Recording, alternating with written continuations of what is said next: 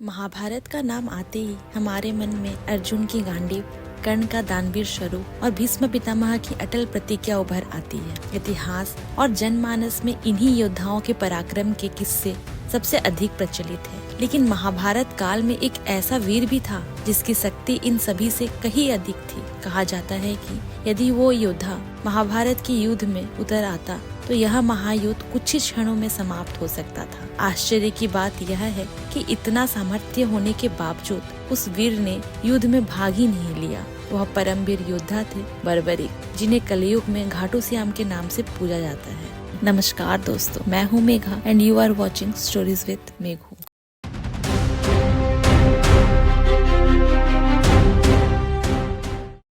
बर्बरीक पांडवों के महाबली योद्धा भीम के पुत्र थे।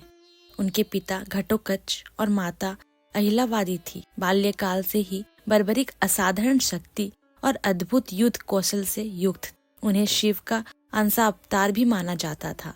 कठोर तपस्या के फलस्वरूप भगवान शिव ने उन्हें 3 ऐसे दिव्य बाण प्रदान किए थे जिनकी शक्ति अतुलनीय थी। इन बाणों की विशेषता यह थी कि वे लक्ष्य को भेदने के बाद स्वयं लौटकर तरकस में वापस आ जाते। इन्हीं बाणों की सहायता से बर्बरीक अकेले ही संपूर्ण सेना का संहार करने में सक्षम थे। बर्बरीक ने अपने माँ को वचन दिया था, वे युद्ध में सदैव उस पक्ष का साथ देंगे जो कमजोर या हार की ओर होगा। यही संकल्प महाभारत जैसे धर्म युद्ध में सबसे बड़ा संकट बन सकता था। यदि वे युद्ध में प्रवेश करते तो हर क्षण पक्ष बदलने के कारण संपूर्ण युद्ध नीति ही विफल हो जाती और धर्म अधर्म का संतुलन बिगड़ जाता। जब महाभारत युद्ध आरंभ होने वाला था तब बर्बरीक कौरव पक्ष की ओर से युद्ध में भाग लेने पहुंचे। तभी भगवान श्री कृष्ण ने अपना भेष बदलकर उन्हें रोककर उनकी शक्ति की परीक्षा लेने का निश्चय किया। श्री कृष्ण ने उन्हें एक वृक्ष के सभी पत्तों को केवल एक बाण से बेधने की चुनौती दी। बर्बरीक ने जैसे ही बाण छोड़ा वो एक एक कर सभी पत्तों को भेदने लगा, किंतु श्री कृष्ण ने अपनी लीला से एक पत्ता अपने चरण के नीचे दबा लिया। बाण सभी पत्तों को भेद कर अंत में श्री कृष्ण के चरण के पास आकर रुक गई। यह दृश्य देखकर बर्बरीक समझ गए कि उनके सामने स्वयं नारायण खड़े हैं। उन्होंने विनम्रता पूर्वक श्री कृष्ण से आग्रह किया कि वे अपना चरण हटा ले, क्योंकि बाण को आज्ञा मिली है कि सभी पत्तों को भेदना है। तभी श्री कृष्ण को यह स्पष्ट हो गया कि यदि बर्बरीक युद्ध में उतरे तो कोई भी उन्हें रोक नहीं सकेगा। धर्म की रक्षा और युद्ध की मर्यादा बनाए रखने के लिए श्री कृष्ण ने बर्बरीक से शीश दान का वर मांगा। बिना किसी संकोच और प्रश्न के बर्बरीक ने प्रसन्नता पूर्वक अपना शीश दान कर दिया। उनकी इस अद्भुत भक्ति और त्याग से श्री कृष्ण अत्यंत प्रसन्न हुए और उन्हें वरदान दिया कि कलयुग में वे घाटू श्याम के नाम से पूजे जाएंगे और उनकी भक्ति कभी कम नहीं होगी। कहा जाता है कि शीश दान से पूर्व बर्बरीक ने श्री कृष्ण का विराट रूप भी देखा था। उन्होंने यह इच्छा प्रकट की कि वे महाभारत का पूरा युद्ध देखना चाहते हैं। श्री कृष्ण ने उनकी इस इच्छा को स्वीकार किया और उनका शीश रणभूमि के समीप एक ऊंची पहाड़ी पर स्थापित कर दिया। वहीं से बर्बरीक ने पूरे महाभारत युद्ध को देखा।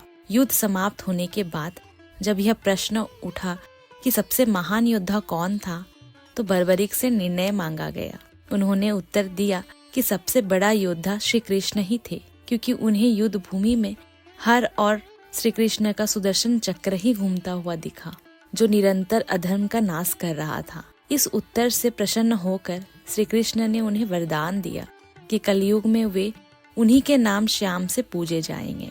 महाभारत में बर्बरीक के 2 भाइयां भी थे, अजन पर्व और मेघवर्ण। दोनों ने युद्ध में भाग लिया, अद्भुत वीरता दिखाई। युद्ध के 14वें दिन कर्ण के हाथों घटोत्कच का, अश्वत्थामा के हाथों अजन पर्व का और बनसेन के हाथों मेघवर्ण का वध हुआ। कालांतर में बर्बरीक का शीश राजस्थान के सीकर जिले के घाटू गांव में पाया गया। मान्यता है कि जिस स्थान पर उनका शीश दफन था वहां प्रतिदिन एक गाय स्वयं आकर दूध चढ़ाती थी। जब उस स्थान की खुदाई की गई तो वहां बर्बरीक का शीश प्राप्त हुआ। प्रारंभ में एक ब्राह्मण द्वारा पूजा की गई।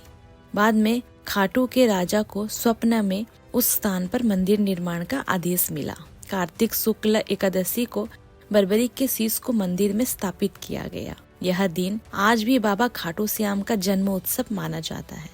ऐसा माना जाता है कि मूल मंदिर का निर्माण 1027 ईस्वी में रूप सिंह चौहान और उनकी पत्नी नर्मदा कंवर ने करवाया था, जबकि 1720 में मारवाड़ के दीवान अभय सिंह ने इसका जीर्णोद्धार कराया। आज घाटू श्याम जी केवल एक देवता नहीं बल्कि त्याग, भक्ति और धर्म की जीवंत मिसाल है। बर्बरिक ने यह सिद्ध कर दिया कि सच्चा पराक्रम केवल युद्ध जीतने में नहीं बल्कि धर्म के लिए स्वयं को अर्पित कर देने में है।